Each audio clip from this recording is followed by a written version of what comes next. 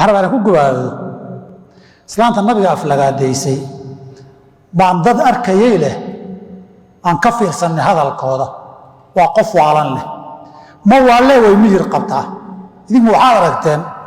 qof waalan oo qaanuunka waddanka kala garanayo iska ilaalinaya inuu ku qaldamo xisaabta lacagta u soo dhacda xidhanayo oon shilin ka qaldamin gaarigiisa watoo waddada laydadka ka istaaga gurigiisana u galbada adduunyadana kala goosha oon weytingii iyo diyaaradduu raacaya ka qaldamin markii nabiga la caayayana waa la waalan yaho garasho ma laha waxaas qof miyir qaba looma akhriyo qof wax garanayana looma sheego inta kale caqligayga waan qabaa marka nabiga caayana waan waallahay waxaas ma shaqayso waxaas yaan la idiin sheegin beenta ah qofkani wuu miyir qabaa ma waalla wuxuu sameeyeyna kas iyo ku talagal buu u sameeyey innagoon dhalan qarniganna aan jirin xukunka sharciga waxaa qofka sameeyana uu yiilay qur-aanka ku soo degay xukunku xukun hadda la dhalinaya ma aha masale la ijtihaadayana maaha masale ijtihaad hadda ahna ma aha waa masalo kitaabka iyo sunnaduna sheegeen xukunkeedana xilligii nabiga fulay qofka gadaal ka yimid ee sameeyana isagaa khadkii xirnaa kocsaa ka sugu dhacay isagaa galay cidi kuma ridin waajibka dadka muslimiinta ahi guud ahaan gaar ahaan dadka soomaaliyeed waxaan rabaa inaan idhaahdo waxaan rumaysnaya waxaa waajib ku ah dhammaan inay bologareeyaan waxaa xumaanta inaad dhegaysato dhegahaagu maqlaan cayda nabiga war jacaylka raaraadinta iska daaya waxaasoo dhan waxay u baahan tahay waa dhexdaas waxaan arkaya qolyaha heesayo dowlad bay wax ka sheegeenoo taageerayaashii dowladdan islaak waxa la yidhahda sameeyo waa laga saaray haddee in yar dowlado taageersanaa intay farta u foorariyeen laga saaray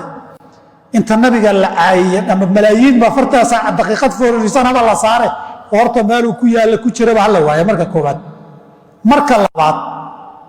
qofka lacag doonka ah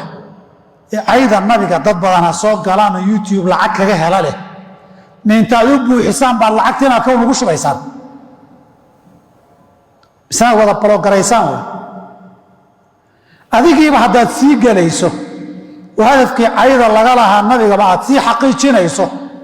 ood sii camirayso lacagna ugu sii shubaysaay ma caydii nabiga iyo fidinteeda aad qayb ka qaadatay bise ka hortagga aad qayb ka tahay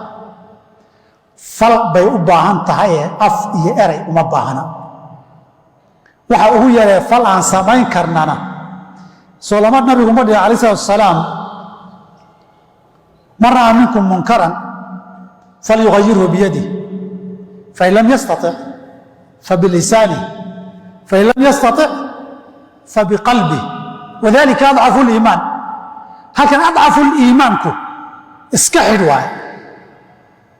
wixii ka soo haray muxuu yahay lawad weeye sii sheergaree weeye anna ii soo dir waaye waxaa inta aad qaybiso caydii baad qayb ka tahay wax baciida maaha xukunkii laftiisa inaad qaadato adoo samayn kara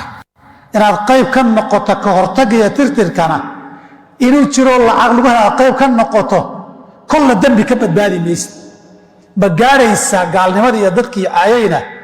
waa masalo baaristeeda u baahan mas'aladani ma fududa waa cirdigii iyo sharaftii nebi maxamed sal ly slam asalkeeduna shiica iyo munaafiqiin bay ka soo jeedaa caaisha nabiga in lagu duro 9 miyay ahaydna xamar bay ahayd mid soomaaliya la istaagay dasuuqi oo isla mas'aladan lafteeda uu ku durayay marka munaafiqiintu way soo celceliyaan ilaahay ka cabsada qaybinta ka daaya ku garabsiinta ka daaya ka hortaggeedana qayb ka noqda ilahi subxaana wa tacaala xaqa allah inagu sugo ilahina subxaana wa tacaala iimaan iyo islaamnimana allah nagu nooleeyo iyadana allah inagu dilo subxaanaka allah bixamdik allahuma inaa nasaluka alhuda waltuqa walcafaafa walghina allahuma lamna rushdana wacidna min shuruuri anfusina اللهم آت نفوسنا تقواها وزكيها أنت خير من زكاها أنت وليها ومولاها. اللهم إنا